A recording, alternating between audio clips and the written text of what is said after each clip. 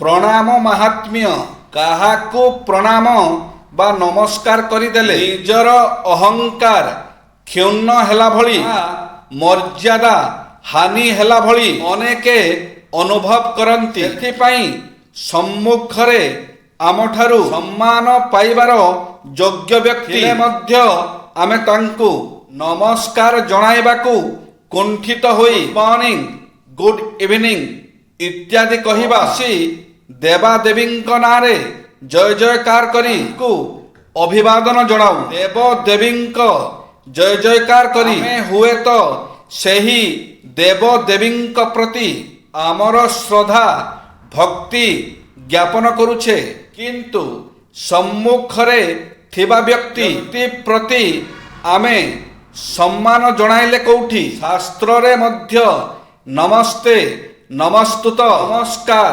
इत्यादि शब्द रे गुरुजन मानंकु सम्मान जणाइबार दृष्टांत अछि। श्रीमद् भगवत गीता रे मध्य श्रीकृष्णंकु विभिन्न स्तुति छଳରେ अर्जुन सहस्रबार नमस्कार करुथबार उल्लेख अछि। नमस्कारर महात्म्य बुझाइबाकू पादे आगकू जाई अनेके एकथा मध्य कुहंती जे ताहाकू नमस्कार कला बेले तांको भितरे नित्य विराजमान ईश्वरंकु आमे प्रकृतरे नमस्कार करिथाउ। दुई हातकू संयुक्त करी रखिबा जोग मुद्रार एक गुरुत्वपूर्ण अंश। एहार अनेक सकारात्मक स्नायविक प्रभाव अछि बोली विज्ञान कहे। जेउठी विश्वास ओ भल पाइबा रहिथा जणे जेते दूर रे रहिले मध्य सबु बेले से साथी रे थिला भली अनुभव होइथाय। पिला दिन केते भलो थिला, सेते बेले खेलना ही जीवन थिला, आउ एबे जीवन ही खेलना बनी जाइछि।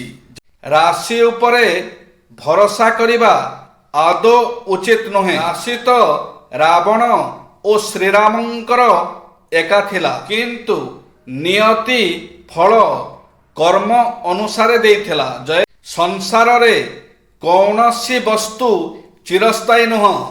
जणे कोटिपति व्यक्ति समय चक्र रे भिकारी होई पारे, आउ जणे गरीब काली भी कोटिपति होई पारे। सेथिपाई टंका पैसार अहंकार रे ताहाकू भी छोट भाबिबा अनुचित।